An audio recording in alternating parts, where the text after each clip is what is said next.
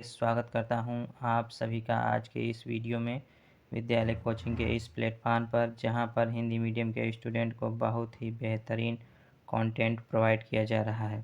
तो दोस्तों, chemistry chapter first जो क्लास 10th का है, पार्ट फर्स्ट आपको कंप्लीट कराया जा चुका है। जो चैप्टर का नाम है रासायनिक अभिक्रियाएं एवं समीकरण, उसका चैप्टर फर्स्ट आप लोगों को कंप्लीट कराया जा चुका है। अब चैप्टर फर्स्ट का पार्ट कंप्लीट हो चुका है, ये चैप्टर फर्स्ट का पार्ट 2 है।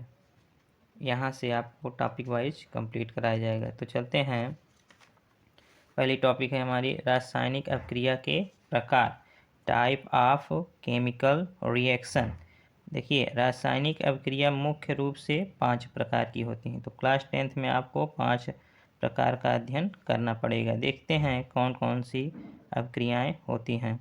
तो पहला है संयोजन अभिक्रिया, और दूसरा है आपका वियोजन अभिक्रिया, तीसरा है विस्थापन अभिक्रिया या प्रतिस्थापन अभिक्रिया, चौथा है ऊष्मा क्षेपी तथा ऊष्मा शोषी अभिक्रिया, पांचवा है ऑक्सीकरण तथा अपचयन अभिक्रिया।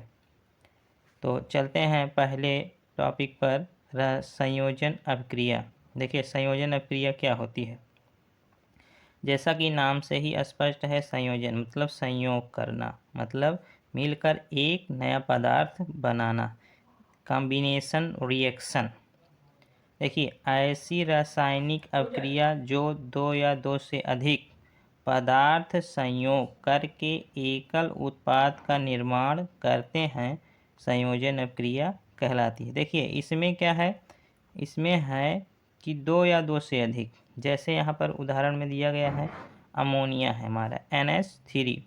अमोनिया जो NH3 है, ये हाइड्रोक्लोरिक अम्ल HCl, यहाँ पर दो पदार्थ हो गए, ये दोनों क्या कर रहे हैं, रिएक्शन करके ammonia chloride NH4Cl, ammonium chloride का निर्माण कर रहे हैं। तो तीर के बाईं तरफ उपस्थित दोनों पदार्थ अभिकारक कहलाते हैं तथा दाईं तरफ जो प्रोडक्ट हमारा बनता है उसे बोला जाता है उत्पाद। तो देखिए, यहाँ पर दो पदार्थ मिलकर एक पदार्थ का निर्माण कर रहे हैं, तो इस प्रकार की अभिक्रिया को संयोजन अभिक्रिया कहा जाता है। आपके क्लास 10th में एग्जाम में पूछा जाता है संगमरमर का सूत्र, तो ये क्या है, इम्पॉर्टेंट है।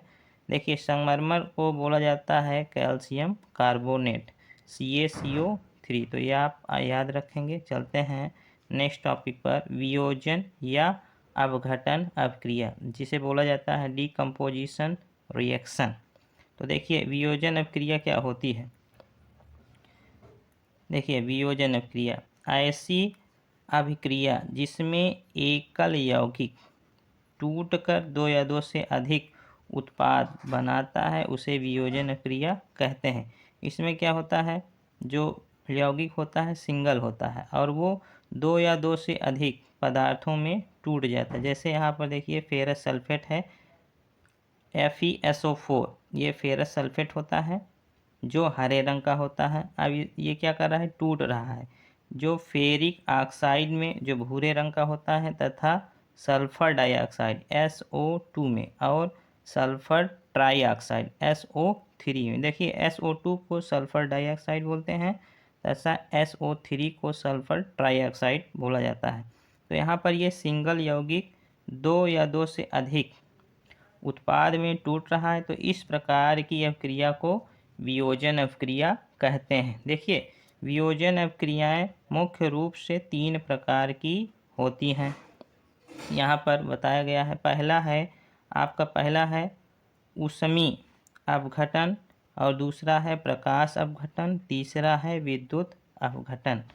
तो देखते हैं ऊष्मी अपघटन। जैसा कि नाम से ही स्पष्ट है कि इसमें ऊष्मा का यूज होगा, यानी कि हीट की ज़रूरत पड़ेगी। देखिए, क्या होता है ऊष्मी अपघटन, जिसे बोला जाता है थर्मल डिकम्पोजिशन।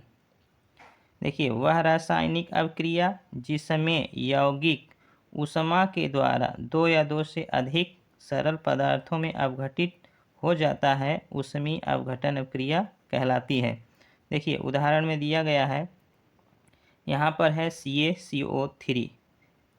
ये देखिए क्या हो रहा है, ऊष्मा के कारण ये टूट रहा है CaO में, CO2 में। यह देखिए, ये होता है कैल्शियम ऑक्साइड और ये होता है कार्बन डाइऑक्साइड। ये क्या हो रहा है, ये सिंगल यौगिक है जो ऊष्मा के कारण ये क्या कर रहा है, दो उत्पादों में टूट रहा है। तो इस प्रकार की अभिक्रिया ऊष्मीय अपघटन अभिक्रिया कहलाती है। CaCO3 कैल्शियम कार्बोनेट होता है। आगे देखिए, सेकंड टॉपिक है आपका प्रकाश अपघटन, फोटोलाइसिस। देखिए, फोटोलाइसिस होता क्या है, ऐसी अभिक्रिया जिसमें यौगिक सूर्य के प्रकाश द्वारा दो या दो से अधिक सरल पदार्थों में अपघटित हो जाते हैं, प्रकाश अपघटन कहलाता है। देखिए, यहाँ पर नाम से ही स्पष्ट है, प्रकाश अपघटन मतलब ऐसी अभिक्रिया जो प्रकाश की उपस्थिति में अपघटित होती है। देखिए, यहाँ पर क्या है, हमारा सिंगल यौगिक है 2AgCl। AgCl को बोला जाता है सिल्वर क्लोराइड, जो सूर्य के प्रकाश की उपस्थिति में सिल्वर और क्लोरीन में टूट रहा है। Ag ये सिल्वर बोला जाता है और Cl2 को क्लोरीन बोलते हैं। तो यानी कि हमारा जो सिल्वर क्लोराइड है ये दो पदार्थों में टूट जा रहा है, और किसकी उपस्थिति में, सूर्य के प्रकाश की उपस्थिति में टूट रहा है। तो इस प्रकार की अभिक्रिया को प्रकाश अपघटन अभिक्रिया कहते हैं। चलते हैं नेक्स्ट टॉपिक पर। हमारा तीसरा नंबर है विद्युत अपघटन, एक इलेक्ट्रोलाइसिस और इलेक्ट्रोलाइटिक डिकम्पोजिशन। देखिए, विद्युत अपघटन क्या होता है, यहाँ पर देखिए, ऐसी अभिक्रिया जिसमें यौगिक के जलीय विलयन में विद्युत प्रवाहित करने पर दो या दो से अधिक सरल पदार्थों में अपघटित हो जाता है, विद्युत अपघटन कहलाता है। देखिए, इसके नाम से ही स्पष्ट है कि विद्युत अपघटन मतलब ये विद्युत यानी कि करंट की उपस्थिति में ये क्रिया होती है। जैसे हमारा जल होता है, जल का रासायनिक सूत्र होता है H2O। देखिए, यहाँ पर H2O का गुणांक 2 है। अब इसमें क्या किया जा रहा है, विद्युत प्रवाहित किया जा रहा है, जिसके कारण से ये कैथोड पर हाइड्रोजन गैस प्राप्त होती है और एनोड पर ऑक्सीजन गैस प्राप्त होती है। यानी कि जल जो है दो पदार्थों में अपघटित हो रहा है। तो ऐसी अभिक्रिया जो विद्युत की उपस्थिति में अपघटित होता है, विद्युत अपघटन अभिक्रिया कहलाती है। चलते हैं नेक्स्ट टॉपिक पर। हमारा है विस्थापन या प्रतिस्थापन। विस्थापन को प्रतिस्थापन भी कहा जाता है। अभिक्रिया डिस्प्लेसमेंट या सब्स्टिट्यूशन रिएक्शन। देखिए, ये क्या होता है, विस्थापन या प्रतिस्थापन अभिक्रियाएं क्या होती हैं। देखिए, जैसा कि नाम से ही स्पष्ट है, विस्थापन मतलब एक के स्थान पर दूसरे को विस्थापित करना। ऐसी रासायनिक अभिक्रिया जिसमें अधिक क्रियाशील तत्व कम क्रियाशील तत्व के यौगिक से उस तत्व के परमाणु को विस्थापित कर स्वयं उसका स्थान ग्रहण कर लेता है, प्रतिस्थापन अभिक्रिया कहलाती है। देखिए, यहाँ पर उदाहरण में दिया गया है Zn, यहाँ पे होना चाहिए ये स्मॉल n, क्योंकि पहला अक्षर कैपिटल होता है, दूसरा अक्षर स्मॉल n में होता है। तो Zn जिंक। जिंक देखिए, कापर सल्फेट CuSO4 से जब रिएक्शन करता है, अभिक्रिया करता है, तो ये बनाता है जिंक सल्फेट ZnSO4 और कापर। क्योंकि जिंक जो होता है वो कापर से Cu से अधिक क्रियाशील होने के कारण यहाँ कापर को क्या करता है, विस्थापित कर देता है और ZnSO4 का निर्माण करता है, और कापर क्या होता है, विस्थापित होकर के अलग हो जाता है। तो इस प्रकार की अभिक्रिया को विस्थापन अभिक्रिया कहते हैं। देखिए, विस्थापन अभिक्रिया हमारी मुख्यतः दो प्रकार की होती है, जैसा कि यहाँ पर प्रदर्शित किया गया है। यह अभिक्रिया दो प्रकार की होती है।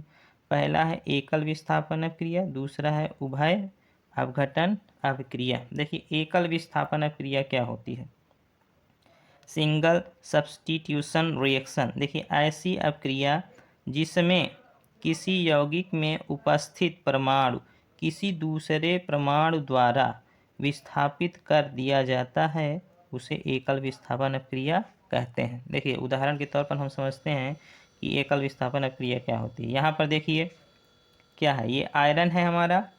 अब आयरन क्या कर रहा है, ये कापर सल्फेट CuSO4 में, क्योंकि आयरन जो होता है अधिक क्रियाशील होता है, जबकि कापर क्या होता है, कम क्रियाशील होता है। तो इससे जब रिएक्शन क्रिया करेगा तो ये आयरन जो है कॉपर को क्या करेगा, विस्थापित कर देगा। विस्थापित करने के कारण ये क्या बना देगा, आयरन सल्फेट FeSO4। देखिए नोट में हमारा है, अधिक अभिक्रियाशील पदार्थ कम अभिक्रियाशील पदार्थ को विस्थापित कर देते हैं। चलते हैं नेक्स्ट पॉइंट पर, जो हमारा सेकंड है ये है उभय अपघटन अभिक्रिया को द्विविस्थापन अभिक्रिया भी बोला जाता है, डबल डिकम्पोजिशन रिएक्शन। देखिए उभय अपघटन अभिक्रिया क्या होती है, ऐसी रासायनिक अभिक्रिया जिनमें अभिकारक देखिए क्या होता है, तीर के बाईं तरफ जो पदार्थ उपस्थित होते हैं ये अभिकारक कहलाते हैं, तथा तीर के दाईं तरफ जो पदार्थ बनता है उसे उत्पाद बोला जाता है। तो देखिए ऐसी रासायनिक अभिक्रिया जिनमें अभिकारक यौगिक के आयन्स यानी कि आयनों के परस्पर विनिमय द्वारा नए उत्पाद बनाते हैं, उभय अपघटन या द्विविस्थापन अभिक्रिया कहलाती है। देखिए उदाहरण के तौर पर, जैसे यहाँ पर देखिए, यहाँ पर दिया गया सोडियम सल्फेट Na2SO4 और रिएक्शन कर रहा है ये बेरियम क्लोराइड के साथ BaCl2 के साथ। तो देखिए ये क्या करेगा, देखिए सोडियम का परमाणु क्रमांक होता है 11, जब इसका इलेक्ट्रॉनिक विन्यास करते हैं तो अंतिम कक्षा में 1 इलेक्ट्रॉन उपस्थित होता है।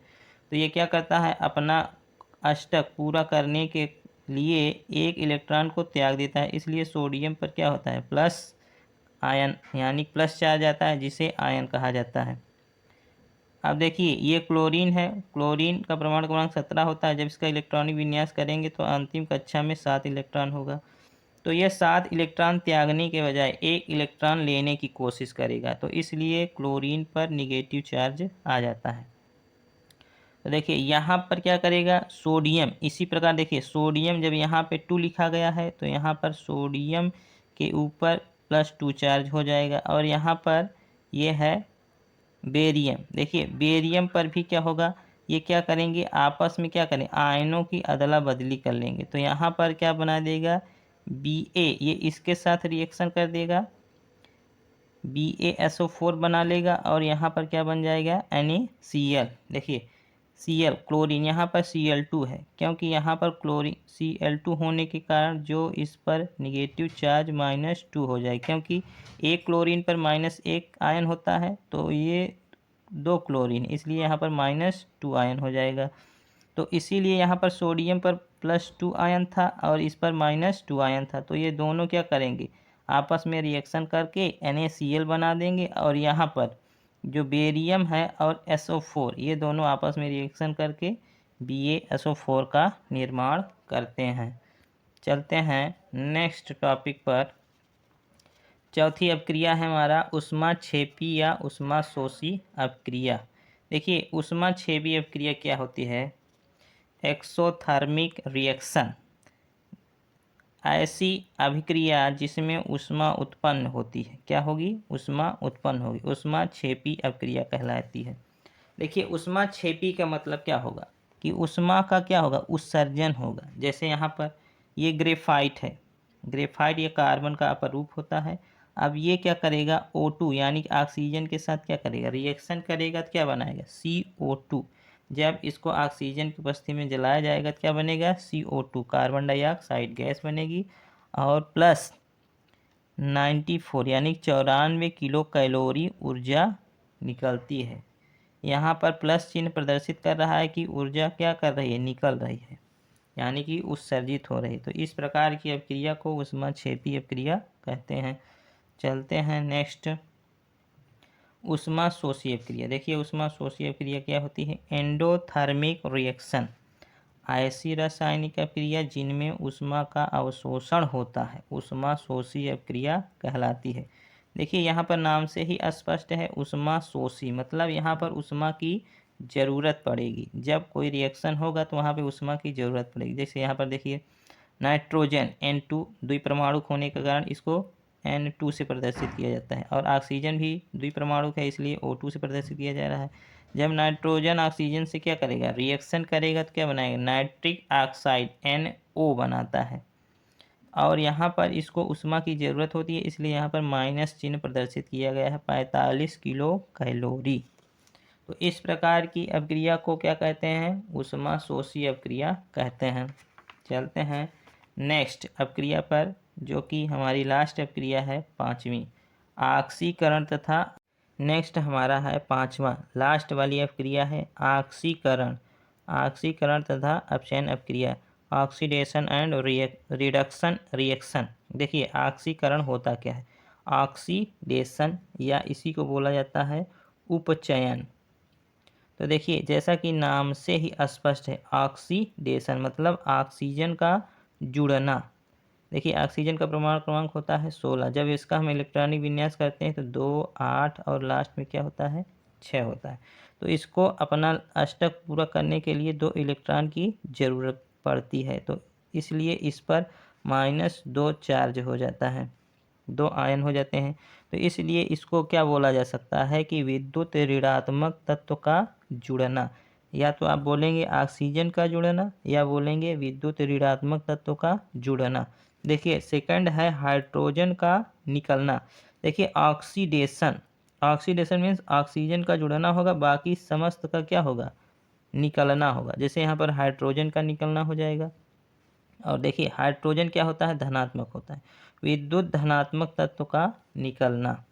और देखिए इलेक्ट्रॉन, इलेक्ट्रॉन का क्या होगा? निकलना। इलेक्ट्रॉन को निगेटिव से प्रदर्शित किया जाता है।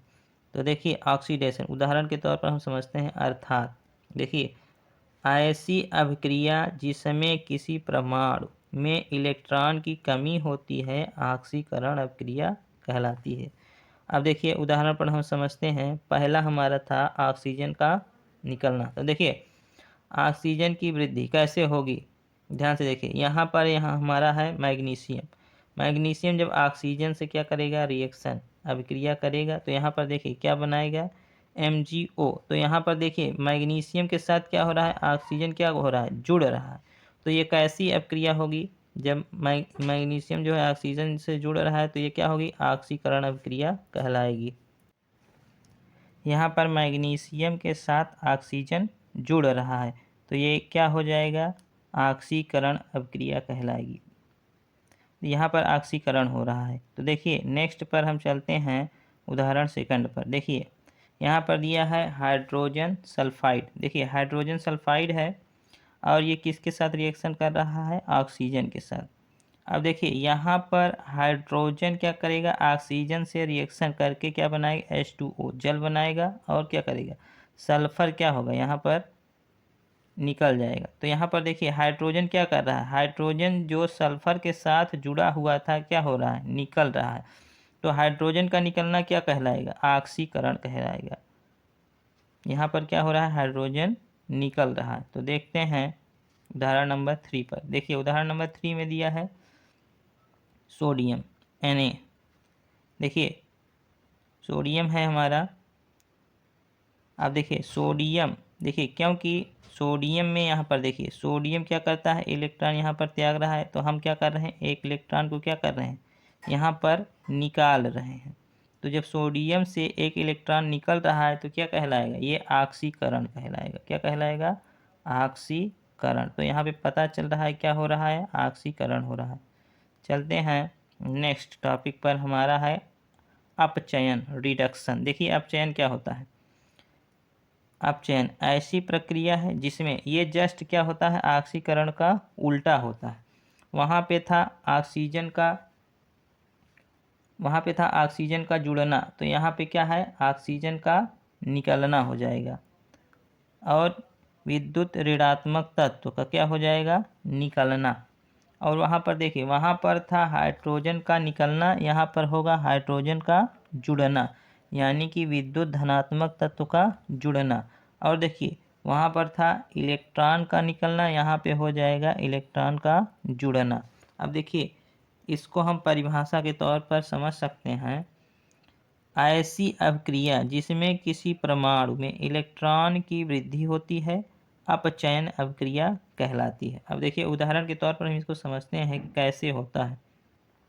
तो फर्स्ट हमारा था ऑक्सीजन का निकलना। देखिए Cu है, कापर है, कापर से क्या कर रहा है, ऑक्सीजन में जब रिएक्शन कर रहा है क्या बना रहा है, CuO, क्यूप्रिक ऑक्साइड बना रहा है। तो देखिए यहाँ पर क्या हो रहा है, यहाँ पर क्या हो रहा है, ऑक्सीजन क्या हो रहा है, ऑक्सीजन यहाँ पर इसके साथ जुड़ रहा है, यानी क्या हो रहा है, क्योंकि ऑक्सीजन पहले दो थी, देखिए ध्यान से देखिए, यहाँ पर ऑक्सीजन दो थी, जुड़ने के बाद क्या हो जा रही है, सिंगल हो जा रही है। तो यहाँ से क्या हो रहा है, ऑक्सीजन क्या हो रहा है, निकल रहा है। तो इसलिए यहाँ पर क्या हो रहा है, अपचयन हो रहा है। क्या हो रहा है, अपचयन। जब यहाँ पर ऑक्सीजन दो था तो यहाँ पर देखिए जब इसके साथ गया तो यहाँ पर क्या हुआ, सिंगल हो गया, तो क्या हो जाएगा, यहाँ पर अपचयन हो जाएगा। अगर हम यहाँ पर संतुलित रासायनिक समीकरण लिखेंगे तो यहाँ पर हमको लिखना पड़ेगा 2Cu। अब यहाँ पर हम 2 कर देंगे, लेकिन हम इस 2 पर ध्यान नहीं देंगे, हम यहाँ पर लास्ट में जो हमारा परमाणु लिखा है उस पर हम ध्यान देंगे। देखिए यहाँ पर O2 लिखा था, लेकिन यहाँ पर क्या लिखा है, सिर्फ O लिखा है। तो यहाँ पर एक ऑक्सीजन की कमी हो रही है, यानी ऑक्सीजन क्या हो रहा है, निकल रहा है। तो यहाँ पर क्या हो जाएगी, इसका क्या कहलाएगा, अपचयन हो रहा है। क्या हो रहा है, अपचयन।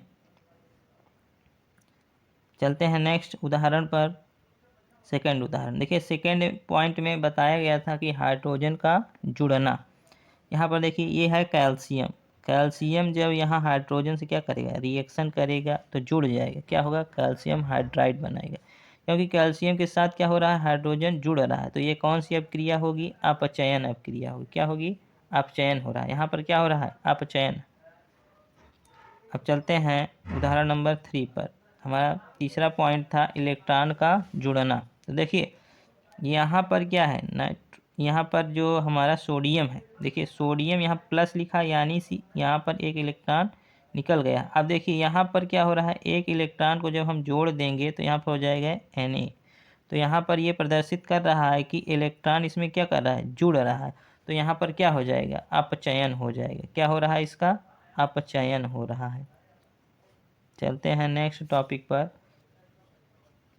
आक्सीकारक तथा अपचायक। देखिए आक्सीकारक क्या होता है और अपचायक क्या होता है।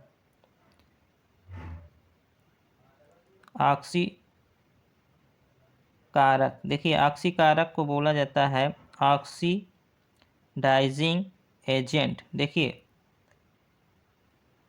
जिस पदार्थ का अपचयन होता है वह आक्सीकारक कहलाता है। जिस पदार्थ का क्या होगा, अपचयन होगा, वो क्या कहलाएगा, आक्सीकारक कहलाएगा। जैसे यहाँ पर देखिए उदाहरण में Zn जिंक है, आयरन क्या कर रहा है, इसके साथ रिएक्शन करके क्या बना रहा है, ये देखिए यहाँ पर Zn जो है ये +2 आयन प्रदर्शित कर रहा, और यहाँ पर Fe क्या हो रहा है, यहाँ पर ध्यान से देखिए, यहाँ पर जो था ये 2 इलेक्ट्रॉन त्यागने के कारण इस पर +2 आयन आया था। तो अब यहाँ पर ये क्या हुआ है, यहाँ पर आयन क्या हुआ है, यहाँ पर देखिए परिभाषा दिया गया है, जिस पदार्थ का अपचयन होता है वह आक्सीकारक कहलाता है। तो यहाँ पर देखिए आयरन का क्या हो रहा है, अपचयन हो रहा है, तो ये क्या हो जाएगा, ये अपचयन होगा। और जिस पदार्थ का अपचयन होता है वो क्या कहलाता है, आक्सीकारक कहलाता है। नेक्स्ट चलते हैं नेक्स्ट पर, अपचायक। देखिए अपचायक क्या होता है, रिडक्सिंग एजेंट। देखिए रिडक्सिंग एजेंट होते क्या हैं, ध्यान से देखिए उदाहरण में हमको समझ में आ जाएगा। देखिए जिस पदार्थ का ऑक्सीकरण होता है वह क्या कहलाता है, अपचायक कहलाता है। तो हमको यहाँ पर अपचायक देखना है, जिस पदार्थ का ऑक्सीकरण होगा वह अपचायक होगा। तो यहाँ पर देखिए ऑक्सीकरण हो किसका रहा, यहाँ पर देखिए FeCl फेरस क्लोराइड है, और ये है टिन क्लोराइड। जब रिएक्शन हुआ तो देखिए ये क्या बन रहा है, फेरिक क्लोराइड, और यहाँ पे बन रहा है स्टेनस क्लोराइड। तो देखिए यहाँ जो था ये Fe जो था ये 2 के फॉर्म में था, क्योंकि यहाँ पर 2 आयन होता है Fe पे। और इसके बाद जब इसने बनाया फेरिक क्लोराइड, क्योंकि Cl पर देखिए Cl पर जो होता है निगेटिव, यानी कि -1 आयन होता है, -1 चार्ज होता है, लेकिन यहाँ पर लिखा गया है Cl3। तो इस कारण से यहाँ पर निगेटिव आयन की संख्या कितनी हो जाएगी, -3। तो यहाँ पर इसलिए क्योंकि क्लोरीन पर -3 आयन है, इसलिए यहाँ पर आयरन पर क्या हो जाएगा, +3 आयन हो जाएगा। तो यहाँ पर देखिए यहाँ पर +2 आयन था, यहाँ पर क्या हुआ, +3 हुआ, यानी कि यहाँ पर आयन में वृद्धि हुई, तो इसलिए इसका क्या हो रहा है, ऑक्सीकरण हो रहा है। अब जिसका ऑक्सीकरण होता है वो क्या कहलाता है, वो अपचायक कहलाता है। और जिसका अपचयन होगा, देखिए क्योंकि यहाँ पर SN4, क्योंकि क्लोरीन पर -1 होता है लेकिन यहाँ पर Cl4 है, तो इसलिए SN का क्या हो जाएगा, +4 हो जाएगा, +4 आयन होगा। यहाँ पर देखिए दाहिनी तरफ उत्पाद में SN, यहाँ पर Cl2 लिखा गया है। क्लोरीन पर -1 इलेक्ट्रॉन आयन होता है, लेकिन यहाँ पर Cl2 की वजह से यहाँ पर कितने आयन हो जाएगा, -2, इसलिए SN पर +2 होगा। यहाँ पर देखिए 4 से क्या हो रहा है, ये कम हो रहा है, +2 आयन हो रहा है, तो इसका क्या हो रहा है, अपचयन हो रहा है। तो आगे चलते हैं, देखते हैं ऑक्सीकरण अपचयन अभिक्रिया या रेडॉक्स अभिक्रिया। देखिए ऑक्सीकरण अपचयन अभिक्रिया, इसी को बोला जाता है रेडॉक्स अभिक्रिया। क्या होती है, ऑक्सीडेशन रिडक्शन रेडॉक्स रिएक्शन। देखिए वह रासायनिक अभिक्रिया जिसमें ऑक्सीकरण और अपचयन क्रियाएं दोनों साथ साथ होती हैं, ऑक्सीकरण अपचयन अभिक्रिया या रेडॉक्स अभिक्रिया कहलाती है। तो देखिए उदाहरण के तौर पर यहाँ पर देखिए, ध्यान से देखिए, यहाँ पर है फेरिक क्लोराइड FeCl3 और यहाँ पर है स्टेनस क्लोराइड SnCl2।